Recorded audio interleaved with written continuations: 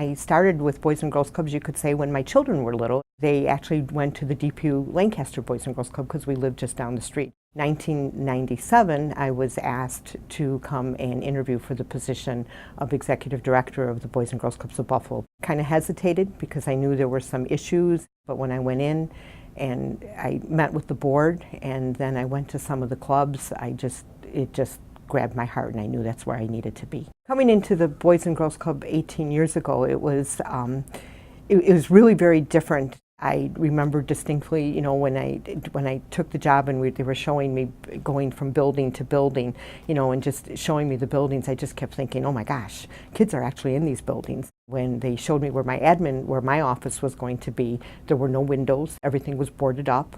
There were phones, but they weren't connected with an intercom system or any of those types of things. But we have beautiful buildings now, wonderful staff.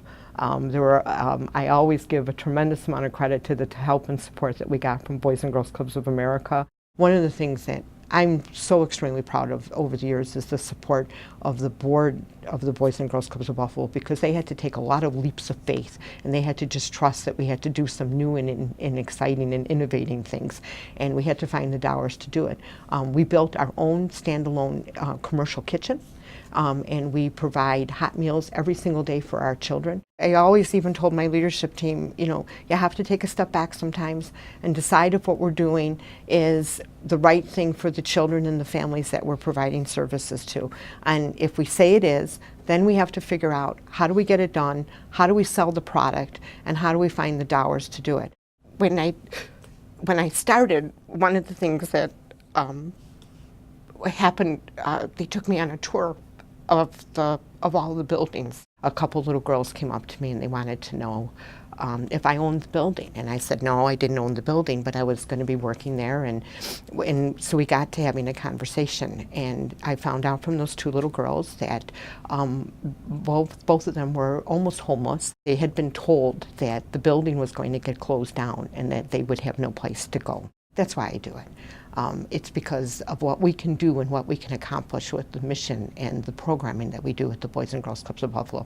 And because of all those other great supports that we have, the fact that children need the human contact. They need to know that they're being cared for and they have a place that no matter what is going to be open and it's going to be safe and it's going to be clean and there's going to be quality things taking place in those buildings. I have amazing staff. Just amazing. The amount of hours that they put in is just, and the things that they do. Dedicated board members for 18 years that have just, like I said, sometimes it's just a belief to say, we got to do this. Sitting and talking about being a masters and mentors, I still can't believe that it's me. So many people have just done so many amazing things. I've been fortunate to have quality, wonderful staff, strong supporting board, actually a strong supporting family, because one of the things to be successful in this job, you really have to have somebody who understands that when you say you'll be home at 4:30, it really means 8 o'clock at night. I'll tell you who really had the biggest impact on why I stayed with Boys and Girls Club were my children, and I mean my club children.